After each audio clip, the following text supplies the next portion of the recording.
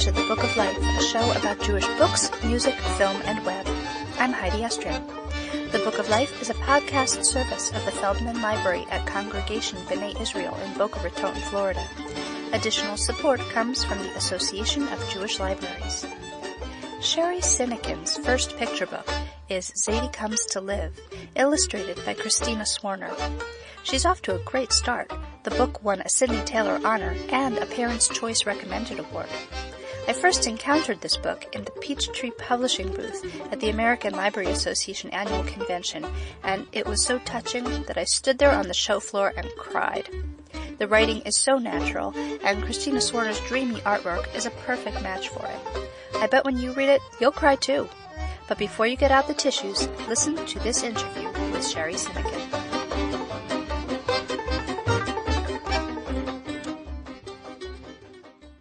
So I'm speaking on Skype with Sheri Sinykin, the author of Zayde Comes to Live, at her home in Massachusetts.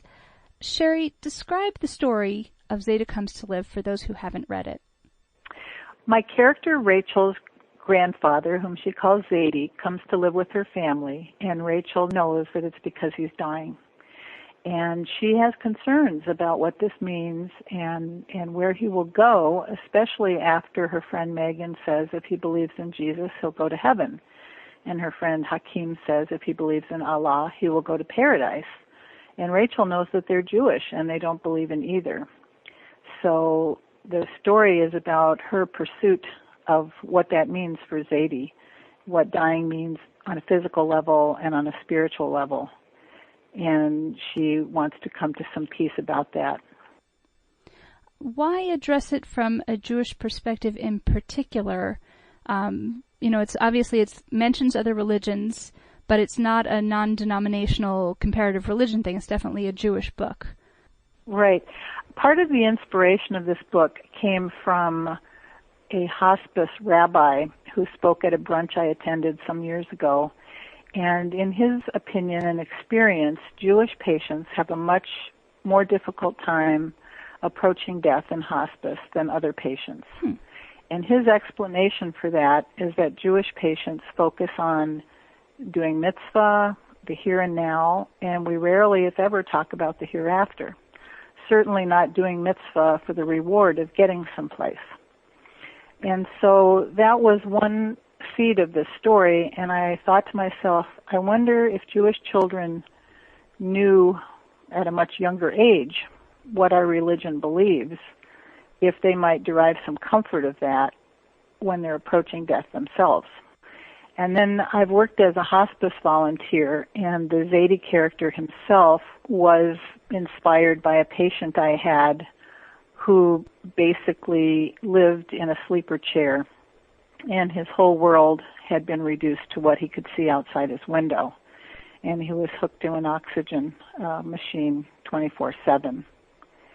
And so those were a couple of strands of it. And then I kind of looked to my child self to think about what might be comforting to me if I had a grandfather dying. And so I tried to get in that child voice and child perspective and experience what that journey might be for a character like Rachel. Wow, so there's a lot of different elements going into this. It was almost like braiding a challah. It was like three different strands kind of woven together. When I sent the book to Peachtree, who is not a Jewish publisher, I was concerned that the book would be, quote-unquote, too Jewish for them to have interest in. And my editor at the time said that their perspective was that it was a multicultural book and it would have universal appeal as well as Jewish appeal. Right, and I think it definitely is universal, but it was interesting that it took one specific angle. Well, that's the one that most people don't know about, I think. The Jewish perspective really is not talked about much, and in my life, I've been approached by people who try to reassure me when my mother was dying. Oh, she'll go to heaven. You believe in Jesus? No, I'm Jewish. Oh, I'm sorry for you. Reaction. And a young child just doesn't have the words or the belief system to know how to respond to that. when people try to give comfort. And I think it's really empowering for Jewish children to be able to say, no, my Zayde's going to Olam Haba, and to have a confidence about that, to reply to well-meaning kids, instead of just kind of going, oh, no, where is he going to go? One other thing about this book that's really unique is that it shows the grandfather's last days rather than showing the aftermath of his death, as so many bibliotherapeutic books about death of grandparents tend to do. They tend to start with the death. And this one, the death doesn't even happen within the book. So how did you decide to take that approach? Well, from a hospice perspective, the focus is on the patient is not dying. The patient is living until the moment they die. And I think oftentimes people resist getting involved with hospice because they think, oh, it's a death sentence. Now it's going to be maudlin. It's going to be all about them dying. And really the reality is something just the opposite. With hospice patients, they've accepted their death and they want to make every moment count as long as they're alive. And our job as volunteers is to bring to them as much enrichment as we can, as well as to offer the caregivers in their family some respite so they can get out and take care of themselves. So I just feel that perspective is really lacking in the dialogue, that there are all kinds of small moments that can be made together and cherished, and memories that can be made. In your opinion, what is the most important thing that children should understand about death? I think the most comforting thing for me to children understand is that there's an outside part of the person that's dying and there's an inside part, which some people refer to as soul or spirit, or the rabbis I consulted with suggested the word energy, which I really liked because it gave Christina a window opening into her illustration with the word energy. So the outside part is fairly easily understood. Children have seen a pet die, perhaps, and they can see that the body is dead. But what's harder for them to understand is the inside part, the loving spirit of the person. I'm hoping to portray in this book that part lives on in whatever way the child and the family choose to help it live on, through creating memories, telling stories, talking about the person. And it's good for children to talk about the relative who has died. A lot of times people think if they mention the person, it will cause more pain. But I've found in my experience that the opposite is true, that the only painful thing is when people stop talking, because then they really truly have died on both levels. This book really rings true emotionally. It's not over-sentimentalized, and it really feels very honest. How did you achieve that tone? Well, I think it was just my child self wondering, where's my mother going to go? What is going to happen to her? I don't want to say it was easy, but it was just a loving thing. My mother was not actively dying, but she had this just devastating cancer diagnosis in 1998. She was diagnosed with stage 4B endometrial cancer, and the doctor gave her a less than 5% chance of living 2 years. And that was just crushing to me, and I underwent a huge case of writer's block about that time. I started by becoming a hospice volunteer. I told them when I went through my training that I thought it was kind of selfish of me, why I was there, but I really was so terrified of death in general, and my mother's in particular, that I hoped if I learned to be with other dying mothers and fathers, I would be able to have it together enough to take care of my mother, which in fact proved true. But Mom looked at that prognosis and said, oh yeah, watch me. And she lived 8.5 years, which totally defied all the odds. And I sold this book before she died in 2006, and this sold in 2004. All of my other books have been novels. And when I started writing, I tried to write picture books and came to learn over the years that picture books are probably the hardest thing to write. It sounds kind of strange woo-woo to say this, but after that rabbi spoke, it's almost as if this story just flowed through me, almost like a gift from the universe.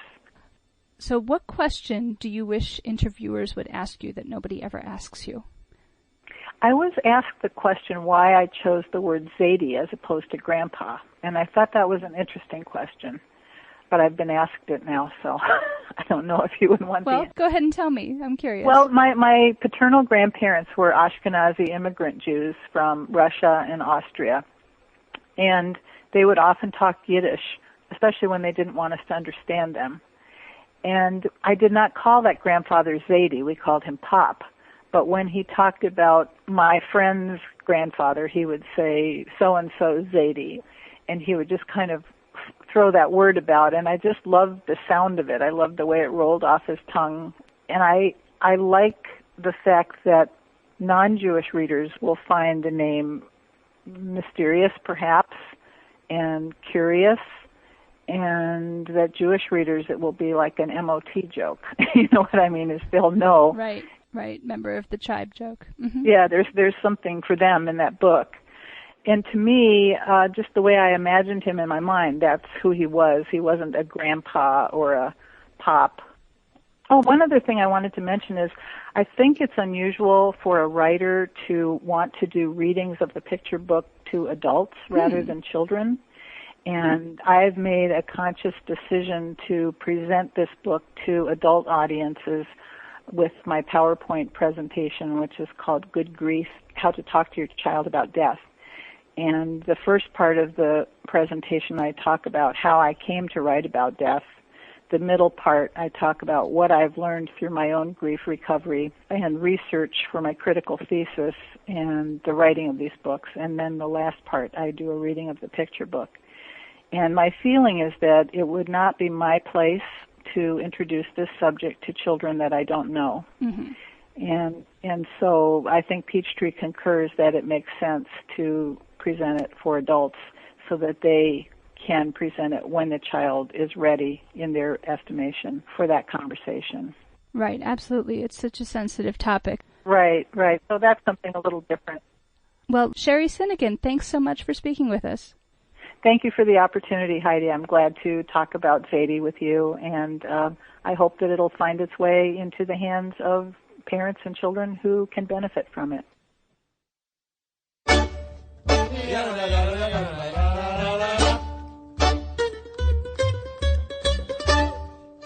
There are so many ways to connect with the Book of Life.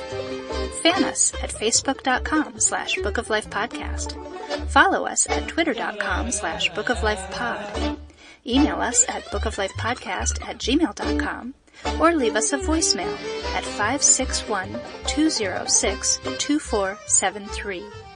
You can also listen to the latest episode by phone at 916-313-3820. And of course, find links to everything at bookoflifepodcast.com. The Book of Life is a podcast service of the Feldman Library at Congregation B'nai Israel in Boca Raton, Florida at cbiboca.org and is supported in part by the Association of Jewish Libraries at jewishlibraries.org. Our background music is provided by the Freilach Makers Klezmer String Band at freilachmakers.com. Thanks for listening and happy reading.